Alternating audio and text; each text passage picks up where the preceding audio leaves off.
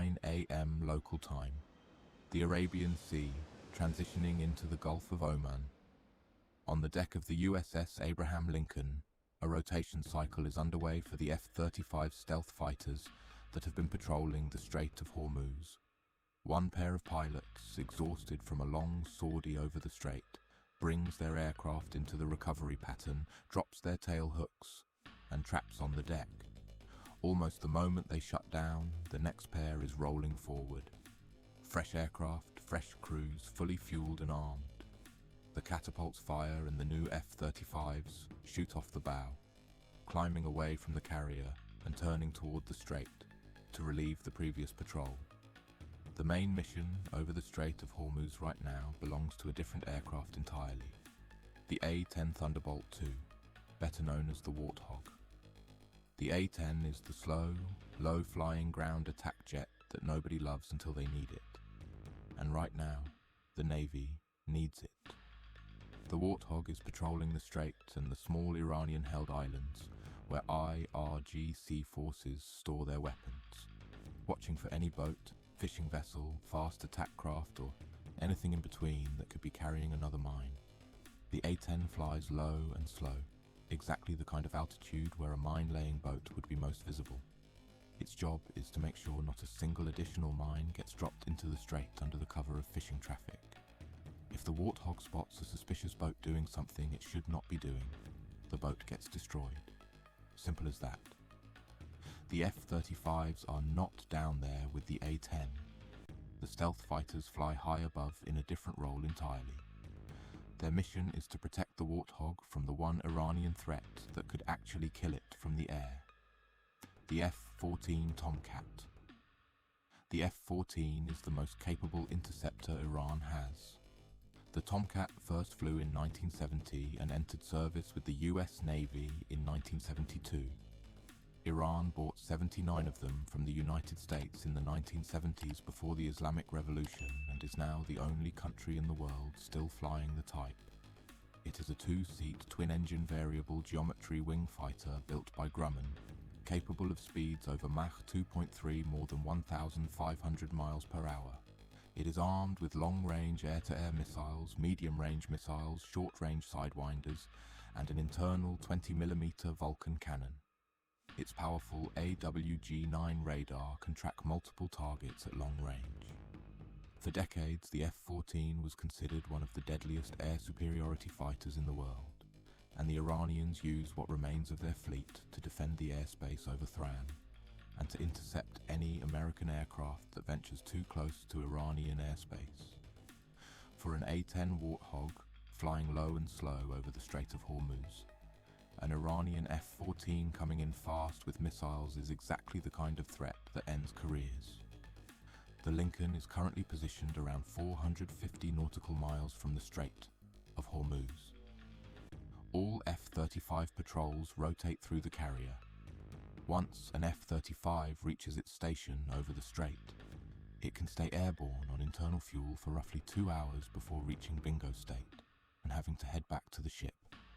To avoid the constant back and forth, a KC-135 Stratotanker is kept airborne at all times, launched from the US base at Outnumbered in Qatar. The tanker holds an orbit south of the strait and refuels the F-35s in mid-air every time they need to top off. With aerial refueling, the patrolling fighters can stay on station for 4 to 6 hours before they finally rotate out and head back to the Lincoln. The F-35s fly high, very high. They cruise at altitudes above 40,000 feet using their stealth profile and their advanced sensors to watch the sky in every direction. To Iranian radar, they are functionally invisible. Too small a return to lock onto. Too quiet, electronically to triangulate. But the F-35's own radar, the APG-81A ESA, picks up Iranian aircraft from extreme range the moment they leave their bases. Every Iranian fighter that takes off anywhere near the strait is on the F-35 screen within seconds. The Tomcats cannot hide. That morning, 2 Iranian F-14 lifted off from a base on the Iranian coast and turned south, heading for the Strait of Hormuz. Their target was clear from the moment they were airborne, the American A-10 Warthog patrolling low over the water. To the Iranian pilots, the Warthog looked like an easy kill. On paper, it should have been. The F-14 cruises are over Mach 2. The A-10 cannot exceed about 440 miles per hour, even at full throttle. The Tomcats' Phoenix and Sparrow equivalent missiles can engage targets from over 100 kilometers away.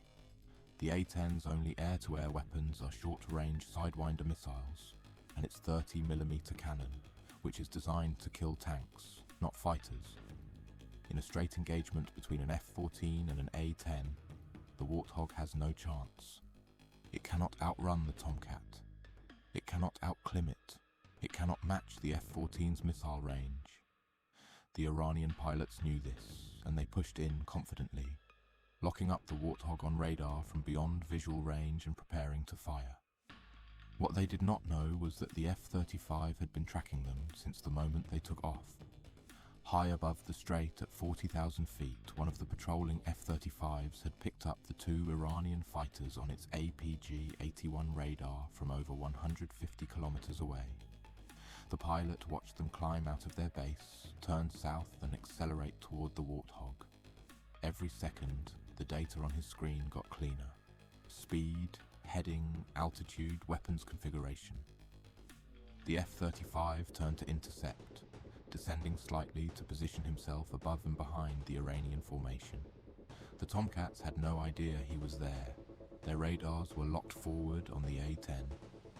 The F-35's stealth profile gave back no return. As far as the Iranian pilots could see, they were alone in the sky with their target. The F-35 closed the distance silently. At around 60 kilometers, well inside missile range and well outside any chance the Iranians had of detecting him, the pilot opened his internal weapons bay. The bay doors swung open just long enough for two AIM-120 Ram missiles to drop free. The doors snapped shut.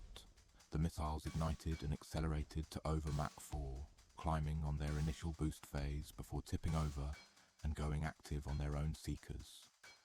Each missile had a target locked. Each missile knew exactly where its Tomcat was.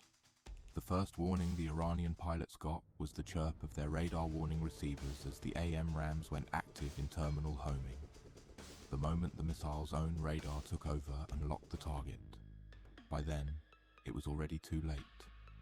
The Tomcat is fast, but no fighter can outrun a missile that is already inside its own engagement envelope and closing at 4 times the speed of sound. The lead Iranian pilot threw his Tomcat into a hard brake turn, dumping chaff and flares trying to defeat the lock with maneuvers that had worked against missiles in the 1980s. The AM Ram was not built in the 1980s. It tracked through the chaff, corrected for the maneuver, and slammed into the F-14 just behind the cockpit. The aircraft came apart in a fireball that scattered burning debris across the sky. The second Tomcat tried to run. The pilot pushed his throttles forward, swept his wings back into high-speed configuration, and dove for the deck, trying to break the lock by getting low and fast. The second AMRAAM followed him down, accelerated and caught him before he could make it to 1,000 feet. The hit was clean. The F-14 disintegrated. Both Iranian fighters were gone in less than 15 seconds. Neither one had ever seen the aircraft that destroyed them. Down on the water, the A-10 pilot continued his patrol over the Strait of Hormuz. Never having known the engagement was happening above him, the F-35 pulled up, climbed back to altitude, and turned to rejoin his patrol orbit. Task successfully completed.